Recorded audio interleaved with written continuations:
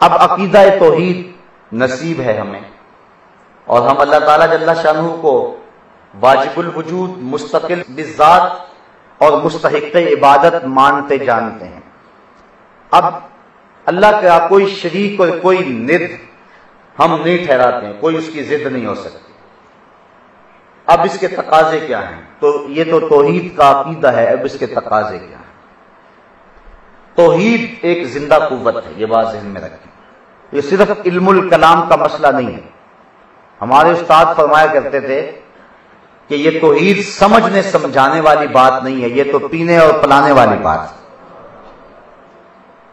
تو توحید جو ہے یہ ایک زندہ قوت کا نام ہے، اور توحید کا نور جب ایک بندے کو نصیب ہوتا ہے تو اس کے تقاضے ہیں، اور اس توحید کے نور کا ظہور ہے جو بندے سے ہوتا ہے۔ یعنی توحید کے عقیدے سے پختگی جب انسان پاتا ہے، اس کا ایک فائدہ اور ایک ثمرہ یہ ہوتا ہے کہ وہ اللہ کے علاوہ کسی سے نہیں ڈرتا ہے۔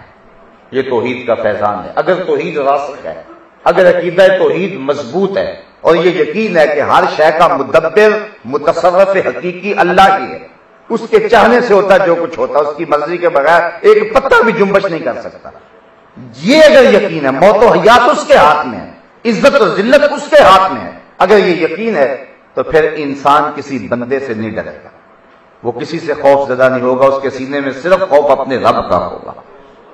یہ توحید کا لازمی نتیجہ ہے۔ توحید کا جو عقیدہ ہے وہ ہم سے تقاضا کرتا ہے کہ ہمارے سینے میں اللہ کے علاوہ کسی اور کا ڈر موجود نہ ہو۔ حضرت شیخ سعدی شیرازی فرماتے ہیں، میں رود بال کے جنگل میں کھڑا تھا، ایک شخص آیا، شیر کے اوپر سوار ہے، ہاتھ میں اس نے سانپ کا کوڑا پکڑا ہوا ہے۔ میرے پاس آ کر کے اس نے جو ہے وہ اپنی سواری کو جو شیر کی صورت میں تھی روکا۔ جب میں نے اس کو دیکھا تو میں ڈر گیا، تو وہ ہنس کے کہنے لگا، سعدی ڈر گئے؟ میں نے کہا بات ہی ڈرنے والی ہے، ایک شیر اور ہاتھ میں سانپ کا کوڑا۔ تو وہ بزرگ مسکرا پڑے، کہا سعدی تو خدا کا ہو جا، خدا کی ساری خدائی تیری ہو جائے۔ تو یہ نہیں ہو سکتا کہ انسان کو توحید کا نور نصیب ہو جائے اور پھر غیر اللہ کا ڈر اس کے سینے میں رہے۔ عقیدہ توحید کمزور ہوگا تو انسان غیر اللہ سے ڈرے گا، کبھی کسی کی قوت سے ڈرے گا، کبھی کسی کے وسائل سے ڈرے گا، کبھی کسی کی دولت سے مرعوب ہو جائے گا، کبھی کسی کے اسلحے سے مرعوب ہو جائے گا۔ انسان مرعوب رہے گا، مرعوبیت کی زندگی گزارے گا اگر عقیدہ توحید کمزور ہوگا، اور اگر عقیدہ توحید مضبوط ہوگا تو سامنے 1000 کا لشکر بھی ہو، اور یہ شخص اپنے ہاتھ میں ٹوٹی ہوئی تلوار رکھتا ہے، پھٹے ہوئے کپڑے رکھتا ہے، آلات حرب و ضرب نہیں ہے، لیکن 1000 سے ٹکرا جائے گا، اس کا خوف اس کے سینے میں نہیں بیٹھ سکتا ہے، چونکہ اس کو یہ امید ہے کہ میرے ساتھ اللہ کا کرم ہے اور میرے ساتھ جو ہے وہ اللہ کی مدد ہے۔ یہ اذعان اور یہ یقین اس شخص کو کمزور نہیں ہونے دے گا اور غیر اللہ کا خوف اس کے سینے سے نکال دے گا۔ یہ توحید کا ایک تقاضا ہے۔ توحید کا دوسرا تقاضا، اور یہ بنیادی تقاضا ہے، جب استحقاق عبادت صرف اللہ کو حاصل ہے، اللہ کے علاوہ کوئی عبادت کا مستحق نہیں ہے، اور یہ عقیدہ توحید کا لازمہ ہے۔ اگر یہ چیز شامل نہیں ہوتی ہمارے اعتقادات میں تو ہمارا عقیدہ توحید ہے ہی نہیں۔ اگر یہ عقیدہ شامل نہیں ہے کہ اللہ کے علاوہ کوئی بھی مستحق عبادت نہیں ہے، صرف کوئی مستحق عبادت ہے، تو جب یہ یقین ہے اور اذعان ہے تو پھر تقاضا ہوا عقیدہ توحید کا کہ ہم اللہ کے علاوہ کسی کی عبادت نہ کریں اور اپنی پیشانی کو اس کے حضور جھکا دیں، نہ تو اس کی عبادت سے انکار کر سکیں، نہ سستی برت سکیں، اور نہ کسی اور کی عبادت کر سکیں، یعنی اللہ کی عبادت کریں اور شرک میں کبھی بھی مبتلا نہ ہوں، یعنی شرک فی العبادت، یعنی کسی اور کو عبادت میں ہم شریک نہیں ٹھہرا سکتے، چاہے جتنا بھی جلیل القدر کوئی شخص کیوں نہ ہو۔ یہ توحید کا تقاضا ہے۔ یہ پیشانی اللہ نے سجدے کے لیے بنائی ہے اور اپنے حضور جھکنے کے لیے بنائی ہے۔ اگر یہ پیشانی اس کے حضور جھکتی رہے گی تو پھر کسی اور کے آگے نہیں جھکے گی۔ اقبال نے اس لمبے فلسفے کو 2 لفظوں میں بیان کر دیا، ایک سجدہ جسے تو گراں سمجھتا ہے، 1000 سجدے سے آدمی کو دیتا ہے نجات۔ اقبال کہتا ہے اس کے سامنے جھک جا، پھر تجھے کسی اور کے سامنے جھکنا نہیں پڑے گا، ورنہ در در پہ ٹھوکریں تیرا مقدر ہوں۔ سویر سے لے کر شام تک کس کس کو سلوٹ کرتا رہے گا، اس سے بھی یاد تعلق رکھنے چاہیے، اس سے بھی ہونے چاہیے، اس سے بھی ہونے چاہیے۔ کس کس کو سلوٹ مارتا پھرتا ہے، کس کس کے سامنے تو سجدہ ریزیاں کرتا پھرتا ہے۔ اگر اس ایک کے حضور جھک جائے گا تو پھر تجھے کسی اور کے حضور جھکنے کی ضرورت نہیں ہوگی، وہ ایک سجدہ تجھے 1000 سجدوں سے نجات دے دے گا۔ یہ توحید کا لازمہ ہے اور توحید کا تقاضا ہے کہ ہم اللہ ہی کی عبادت کریں اور اللہ کے علاوہ ہماری پیشانی کسی اور کے آگے نہ جھکنے پائے۔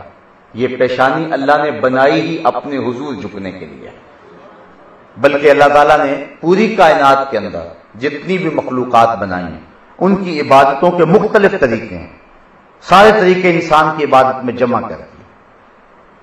درخت قیام میں، چوپائے رکوع میں، مینڈ کے تشہد میں، اور حشرات الارض وہ سجدے میں۔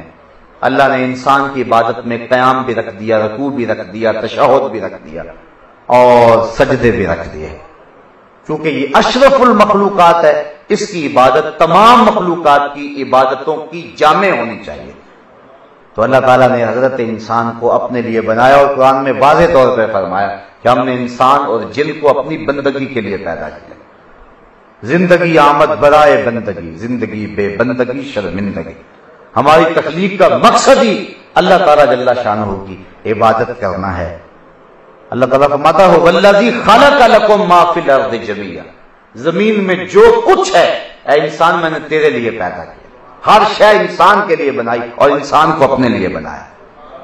جو چیزیں اس کے لیے بنائی ہیں اس نے کوتاہی تو نہیں کی۔ سورج اس کو روشنی دینے کے لیے بنایا گیا ہے، کبھی سورج نے اپنا مدار بدلا؟ چاند اس کے آنگن میں چاندنی بکھیرنے کے لیے پیدا کیا گیا، کبھی چاند نے اپنی کرنیں اس سے سمیٹی؟ تارے اس کو چھاؤں دینے کے لیے اور اس کے پھلوں میں رس بھرنے کے لیے بنائے گئے، کبھی ستاروں نے جو ہے وہ اپنے مزاج کو بدلا؟ اس کو جو بھی اس کے لیے اللہ تعالیٰ نے بنایا ہے وہ اپنی ڈیوٹیاں دے رہا ہے، اور جو مقصد تھا اس کی تخلیق کا یہ اس مقصد سے انحراف کرتا ہے۔ مالک اتنا کریم ہے، کبھی نہیں کہتا سورج کو، وابڈا والے تو 3 مہینے بل نہ دے تو میٹر کاٹ لیں گے، لیکن اللہ نے کبھی نہیں کہا سورج تیری دھوپ اس کے آنگن میں نہیں جانی چاہیے، یہ مجھے سجدہ نہیں کرتا۔ کبھی چاند کو نہیں کہا کہ تو اس کے آنگن میں چاندنی نہ بکھیرنا، یہ نافرمان ہے۔ کبھی نسیم صبح کو نہیں کہا کہ تیرے جھونکے اس گھر کا طواف نہ کریں، اس لیے کہ یہ میرا نافرمان ہے۔ اسے ہوائیں بھی پہنچ رہی ہیں، اسے پانی بھی پہنچ رہا ہے، بارش بھی اس کو مسلسل مل رہی ہے، سورج اور چاند کی چاندنی اور دھوپ اور تمازت اور حدت اور گرمی بھی اس کو پہنچ رہی ہے، درخت اس کے لیے پھل بھی دے رہے ہیں، زمینیں اس کے لیے سونا بھی گر رہی ہیں، پوری کائنات اس کی خدمت میں لگی ہو، وہ انکار کرے یہ اقرار کرے۔ اللہ کہتا ہے کہ ان کی ڈیوٹی میں نے لگائی ہے، یہ اپنی ڈیوٹی سے منحرف نہیں ہوں گے۔ یہ انسان نکما ہے، اشرف المخلوقات ہو کے اپنے رب کے حضور سجدہ ریزی بھی اس کو توفیق نہیں ہوتی۔ تو یہ توحید کا تقاضا ہے کہ اللہ ہی کی عبادت کی جائے اور شرک سے اجتناب کیا جائے۔ توحید کا تیسرا تقاضا یہ ہے کہ اللہ پر توکل کیا جائے، اللہ پر بھروسہ کیا جائے۔ اللہ تعالیٰ قرآن مجید میں ارشاد فرماتا ہے کہ توکل کرنے والے اسی پہ توکل کرتے ہیں، اور جو اللہ پر توکل کر لے اللہ اس کے لیے کافی ہو جاتا ہے۔ اور ایک حدیث میں آتا ہے اگر تم اللہ پر توکل کرنے کا جو حق ہے وہ ادا کر دو، وہ تمہیں اس طرح رزق دے جس طرح پرندوں کو عطا کرتا ہے۔ پرندے جب گھر سے نکلتے ہیں تو انہیں نہیں پتا ہوتا ہم نے کہاں جانا ہے، وہ کوئی جگہ چھوڑ کے نہیں آئے ہوتے کہ کل یہاں آنا ہے۔ بن توکل پنچھی اڑ دے تے خرچ نہ پلے زیرا ہو۔ جب اڑتے ہیں تو انہیں کوئی پتا نہیں ہوتا، لیکن جب صبح جاتے ہیں تو خالی پیٹ ہوتے ہیں، شام کو جب آتے ہیں ان کے پیٹ بھرے ہوئے ہوتے ہیں، وہ اللہ کے بھروسے پہ اڑتے ہیں۔ اس لیے فرمایا اگر تم توکل کرنے کا حق ادا کر دو تو پھر تمہیں اللہ اس طرح عطا کرے گا جس طرح وہ جانوروں کو عطا کرتا ہے۔ یہ ہم جو کر رہے ہیں کام کاروبار، یہ اسباب کی دنیا، ہمیں اس کی ترغیب دی گئی ہے، لیکن ہمارا رزق اس پہ موقوف نہیں ہے، یہ بات ذہن میں رکھیں۔ مت یہ کوئی سمجھ لے کہ میں کام کرتا ہوں تو رزق ملتا ہے، نہیں کروں گا تو کہاں سے ملے گا؟ جو لکھا ہے وہ مل کے رہے گا۔ شیخ سعدی شیرازی فرماتے ہیں ایک بندہ کہنے لگا کیسے ملے گا؟ جنگل میں گیا، دیکھا ایک لومڑی ہے جس کے ہاتھ بھی نہیں ہے اور اس کے پاؤں بھی نہیں، سوچا کہ اس کو کیسے رزق ملتا ہو۔ تجسس کے لیے ایک درخت کے اوپر چڑھ کے بیٹھ گیا. شیر آیا, اس نے شکار کیا, پس خوردہ چھوڑ کے چڑھا گیا. لومڑی ریگی اور جا کے اس نے وہ جو پس خوردہ تھا شیر کا کھایا اور اپنا پیٹ بھر لیا. اب وہ بھی ایک غار میں جا کے بیٹھ گیا. جب تو لومڑی کو بغیر کسی محنت کے دیتا ہے تو میں تو اشرف المخلوقات ہوں, مجھے نہیں دے سکتا. ایک دن گزرا, 2 دن گزرے, بھوک سے نڈھال ہوا. تیسرے دن خاطب سے آواز آئی, میرے بندے جب میں لومڑی کو دے سکتا ہوں تجھے نہیں دے سکتا, لیکن لومڑی نہ بن شیر بن, خود بھی کھا اور اوروں کو بھی کھلا, ورنہ جو تیرے مقدر کا ہے وہ تو تجھے ملے گا, لیکن تو لومڑی نہ بن شیر بن. ہمیں شیر بننے کا حکم دیا گیا ہے کہ ہم جو ہے وہ گھٹنا باندھیں اور پھر توکل کریں, لیکن گھٹنے باندھنے پر ہم انحصار نہیں کر سکتے. یا جو ہم کام کرتے ہیں تو ہم یہ نہ کہیں کہ ہم کام کرتے ہیں تو ملتا ہے, یہ ہم بڑے سمجھدار ہیں. کتنے سمجھدار ہوتے ہیں. میاں صاحب فرماتے ہیں, بے وقوفاں دے نوکر دے کے دانش مند سیانے. انگوٹھا چھاپ آدمی ہے اور B Ed M A M Ed اس کا جو ہے وہ اس کی نوکری کر رہا ہے. تو اگر سمجھداری, فہم, معاملہ فہمی سے رزق ملتا ہوتا تو یہ نوکر کیوں ہوتا؟ تو یہ اللہ کی تقسیم ہے, جس کو چاہے جتنا چاہے جب چاہے عطا فرما دے. ہم اس پہ توکل کریں اور جب بھی رزق ملے کہیں ہمارے رب نے دیا ہے. ہمارا حال یہ ہے کہ جب رزق آ گیا اور ریل پہ لگ گیا, ہم کہتے ہیں منڈا ہی بڑا محنتی ہے, بڑی محنت کی ہے, دن رات اس نے کیا تھا, اتنا کچھ تو ہونا ہی تھا, منڈا ہی بڑا محنتی ہے. اور جب کام ایک دم دھرم گر جاتا ہے کہتا اب کیا کریں, اللہ کی مرضی, اللہ کو منظوری ایسے تھا. جب کام ٹھپ ہوا تو پھر کہنے لگا کہ اللہ کو منظور ایسے تھا. اور جب کام چل رہا تھا اس وقت منڈے کی محنت آ گئی تھی. اور میاں دیکھ منڈا کیا کرے گا. حضرت علی المرتضیٰ فرماتے ہیں, میں اپنی تدبیروں کی شکست سے رب کو پہچانا. یعنی میں ایک منصوبہ بناتا ہوں کہ یوں ہوگا لیکن ہو کچھ اور جاتا ہے, تو میں اس سے پہچانا کہ کوئی رب موجود ہے. اپنے ارادوں اور تدبیروں کی شکست سے پہچانا ہے کہ کوئی موجود ہے. اس لیے اس پہ توکل کریں, اور اگر توکل کرنے کا حق ادا کر دیں, فرمایا اس طرح رزق دے گا جس طرح پرندوں کو عطا کرے.